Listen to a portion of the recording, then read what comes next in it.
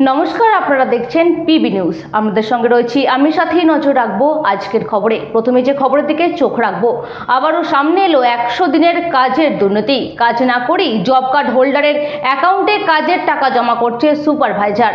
এমনকি পরবর্তীতে job card হোল্ডারের কাছ থেকে সেই টাকা চাওয়া হচ্ছে। সেই টাকা দিতে অস্বীকার করলে মারধরের অভিযোগ উঠছে সুপারভাইজারের বিরুদ্ধে।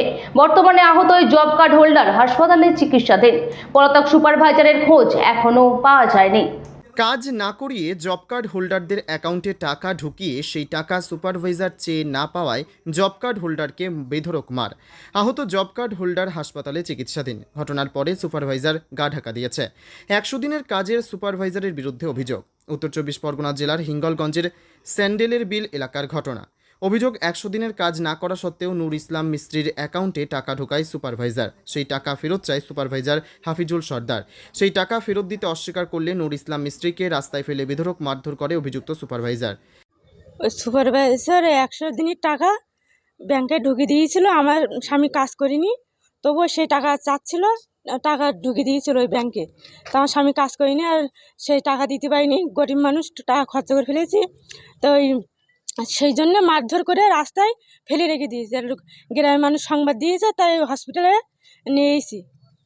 আপনারা কাজ করেননি, তবু 100 দিনের টাকা হ্যাঁ দিয়েছে? হ্যাঁ, কে ঢুকালো? ওই সুপারভাইজার নাম কি, নাম তার? হাফিজুল সর্দার। তারপরে কি বললো? ওই টাকাটা চাচ্ছে এক্ষুনি, সেই তখনই চাচ্ছে টাকাটা দিতে হবে না, মেরে ফেললে এরকম বলে হুমকি দেয়, মারধর করে রাস্তায় ফেলে রেখেছে। তারপরে হাসপাতালে নিয়ে আসছে? হ্যাঁ, তারপরে ওই গ্রামের লোকজন সব খবর দিলে তাই হাসপাতালে নিয়ে আসি। থানায় জানিয়েছেন? হ্যাঁ হ্যাঁ, থানায় জেনেছি। এই ঘটনায় গুরুতর আহত অবস্থায় আক্রান্ত নূর ইসলাম মিস্ত্রিকে স্যান্ডেলের বিল গ্রামীণ হাসপাতালে চিকিৎসাধীন। অভিযুক্ত হাফিজুল সর্দার গা ঢাকা দিয়েছে।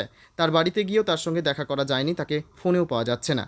ফোনে একাধিকবার যোগাযোগ করলেও কোনো রকম প্রতিক্রিয়া মেলেনি। এই ঘটনায় বসিরহাটের বিজেপির সাংগঠনিক জেলার অফিসে সেক্রেটারি দামোদর প্রামাণিক কি বললেন শুনবো। এছাড়া আরও কি বলেছেন শুনবো। 113 নম্বর বুথের একজন লোক, তাকে বেধড়ক মারধর করেছে সুপারভাইজারের বিরুদ্ধে অভিযোগ। 100 দিনের কাজের টাকা ঢুকিয়েছে তার অ্যাকাউন্টে এবং সেই টাকা ফেরত চেয়েছে, না দিতে পারায় বেধড়ক মারধর করেছে। কী বলছেন?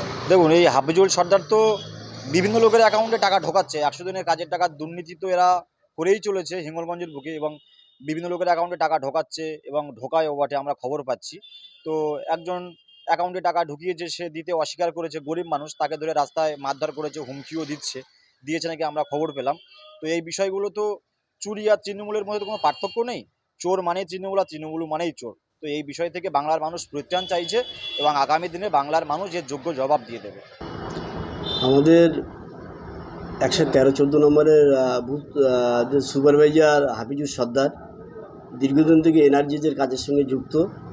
এ পর্যন্ত কোনো রিপোর্ট আমরা পাইনি হাফিজুল সর্দার সম্পর্কে, কিন্তু গতকাল এই বিষয়টা আমি শুনেছি। আমাকে মানে কয়েকজন বলেছে যে এরকম হাফিজুল সর্দার অন্যদের কাজ করিয়ে টাকা পয়সা দেয়নি বা টাকা অন্য নামে ঢুকিয়েছে, এরকম অভিযোগ আমার কাছে আসে।